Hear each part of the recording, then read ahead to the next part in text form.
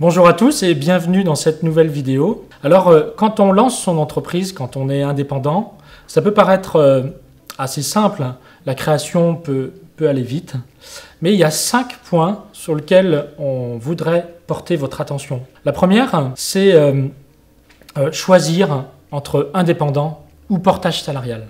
Le portage salarial, c'est en fait une entreprise qui va vous porter et qui va facturer à votre place vos prestations. Et donc, dans cette entreprise de portage salarial, vous serez salarié. Donc, évidemment, je peux vous montrer rapidement sur le paper. J'aime bien le paper. Donc, vous en aurez souvent dans les prochaines vidéos. Donc, on est dans un schéma où, en portage salarial, vous êtes salarié. Et je vais vous montrer la différence de gain entre une société de portage et quand on est indépendant. Alors, sur la partie gauche, c'est le portage. J'écris pas très bien, mais vous allez comprendre. Imaginons que vous facturiez 100 000 € par an auprès de plusieurs clients.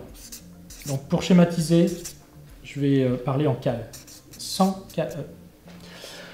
La société de portage salarial va vous prendre des frais de gestion. C'est généralement entre 7 et 10 %. Pour simplifier, je vais prendre 10 % de frais de gestion. Et donc, il vous reste une enveloppe de 90. Et cette enveloppe de 90, ça va être votre salaire chargé. Et votre salaire chargé, en gros, vous allez toucher en net 45. C'est-à-dire quasiment la moitié de l'enveloppe qui sert à vous rémunérer. Si vous êtes indépendant, donc indépendant, vous allez facturer la même prestation, 100. Après, vous allez avoir des frais de fonctionnement. On peut résumer aussi en prenant comme hypothèse 10 %. Donc, vous allez avoir ces frais de fonctionnement. Il vous reste 90. Et avec 90, vous allez vous rémunérer en tant que gérant TNS, par exemple. Gérant travailleur non salarié. Les charges sociales sur ces 90, elles sont en gros de 40 %. Et donc, cette enveloppe de 90 va servir à payer les charges sociales et à vous rémunérer. Et donc, ici, dans ce cas-là, vous allez avoir 25 en gros de charges sociales et un net de 65.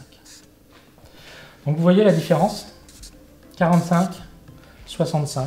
Ça fait quasiment un écart de 20. Et donc, de portage salarial vers l'indépendant, votre rémunération va augmenter de 40 %. Donc, c'est très important de choisir. D'abord, si on est indépendant ou portage, l'avantage du portage salarial, c'est que c'est plus sécurisant.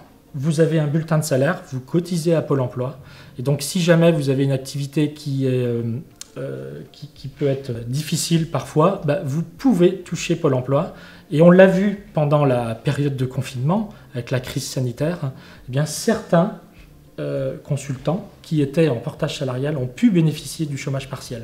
Alors qu'ici, ce n'était pas possible, on pouvait bénéficier que de l'indemnité de 1 500 €. En revanche, financièrement, c'est beaucoup plus intéressant la partie indépendante. Le deuxième point, c'est le choix du statut quand on est indépendant. Donc il y a 3 types de statuts.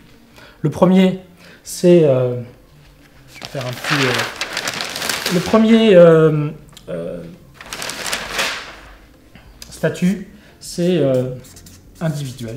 Et donc là, on est dans un mode entreprise individuelle ou entreprise individuelle à responsabilité limitée. Ça, c'est un statut qui est intéressant quand on veut se tester, quand on veut commencer son activité, quand on n'est pas sûr que cette activité va perdurer sur le long terme. Ça permet aussi, c'est intéressant quand les revenus que l'on espère avoir, eh bien, ces revenus sont inférieurs ou égaux aux besoins pour vivre que l'on a. Donc c'est un statut assez simple, facile à mettre en place. Voilà, ça c'est le premier statut. Le deuxième, c'est le URL. Donc ça, c'est une entreprise unipersonnelle à responsabilité limitée. Donc c'est une entreprise On a besoin de constituer un capital social. Ça peut être intéressant pour les partenaires avec qui on travaille. C'est un gage de sécurité.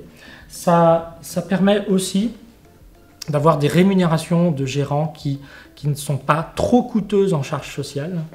Et c'est intéressant quand les revenus qui pourraient sortir de votre activité sont plus importants à votre besoin pour vivre. C'est-à-dire que si vous dégagez 100 000, mais vous avez besoin de 40 000 pour vivre, il vaut mieux être en EURL parce que vous allez payer les charges sociales que sur les 40 000 que vous allez percevoir, alors qu'en EIRL, vous allez payer les charges sociales sur les 100 000. Donc attention, et c'est pour ça qu'il est important au début de se poser la question sur le choix du statut. Le troisième, c'est la SASU, Société par action simplifiée unipersonnelle. Là, SASU, c'est pareil, il faut un capital social. Vous aurez un statut de quasi-salarié. Donc ça peut être important si vous voulez avoir un bulletin de salaire, cotiser à une caisse de retraite comme un salarié et une assurance maladie comme un salarié. Il y a juste Pôle emploi où vous ne cotiserez pas à la SASU. Et puis ça peut être important aussi si vous ne percevez pas de rémunération et si vous voulez simplement vivre de dividendes. La SASU est adaptée pour ça. Voilà, donc ça c'est le deuxième point, attention au choix du statut. Troisième point, c'est quand vous vous lancez, attention à faire une étude de marché ou à confronter, si vous êtes indépendant, consultant, prestataire de service, à confronter votre projet auprès de gens que vous connaissez, auprès de prospects. L'objectif n'est pas de proposer une offre en fonction de votre expertise. Par exemple, un consultant informatique ou quelqu'un qui a travaillé dans une entreprise informatique pendant 20 ans, il a une forte expertise.